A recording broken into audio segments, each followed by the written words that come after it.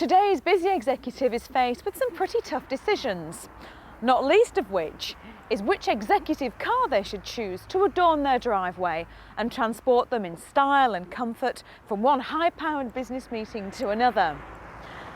The competition for their business is extremely fierce, and the shopping list seems to be growing and growing.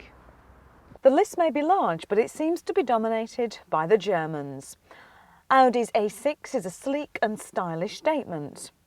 Mercedes-Benz have combined elegance and quality in their C-Class. And of course, top of every executive wish list is 5 Series engineering and performance from BMW. But there's now a neutral country hot on the heels of the Germans. Sweden is going for the executive car market with all cylinders firing. Volvo have always been known for their reliability and safety, but now they're also doing well in the design stakes thanks to the S70's handsome lines.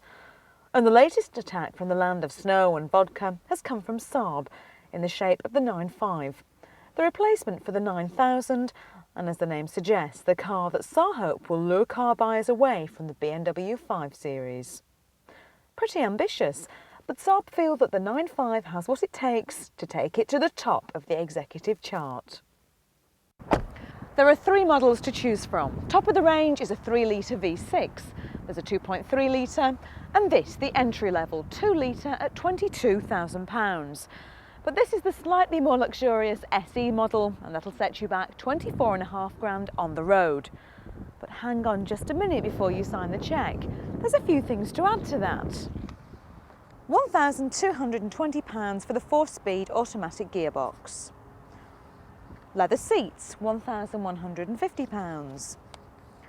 A Saab driving pack with cruise control for £510. And for the luxury of keeping your posterior warm on those cold winter mornings, a cheque for £230 for heated seats.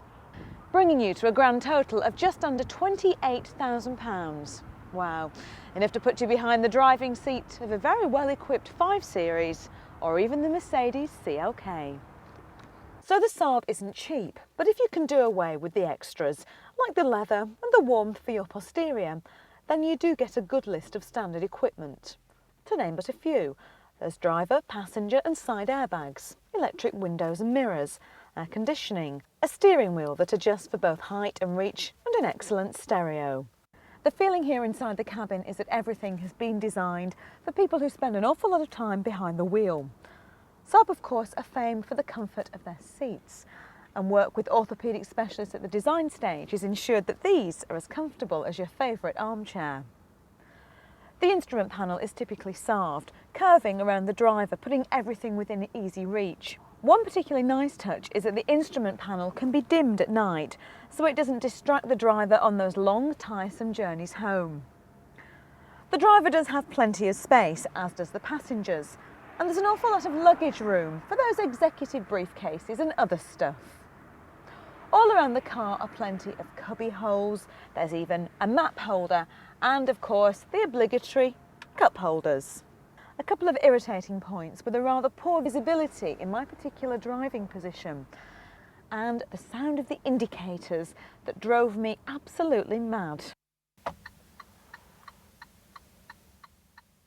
On the face of it, the 9.5 doesn't look strikingly different to its predecessor, but the changes are ones that you feel rather than see. General Motors have done a deal with Saab to supply the chassis for the 9.5. It's based on the Vauxhall Vectra, but Saab engineers have adapted it so that it puts the Vectra's ride and handling to shame. The 9.5 is smooth and supple and handles well on most roads, but it is a bit let down on sharp bends where it feels rather front heavy and suffers from body roll. The 9.5's engine range has been updated from the old 9000s.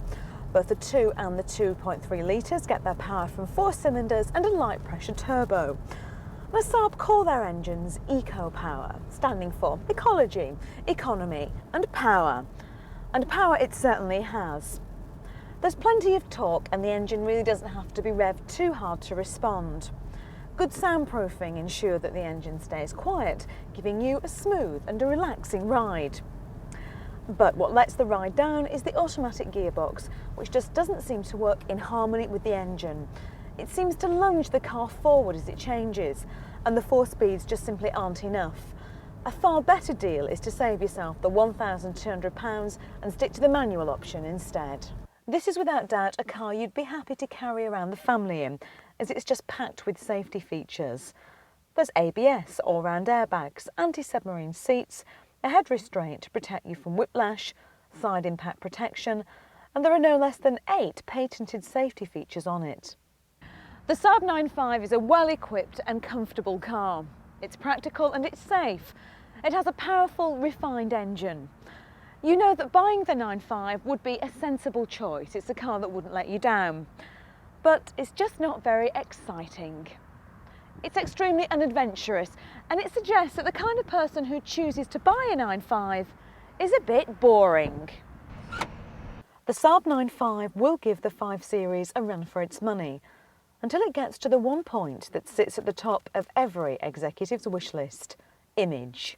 You can't help feeling that instead of high-powered business meetings and a fast track to the top, the 9.5 is heading for an early retirement and afternoons on the golf course.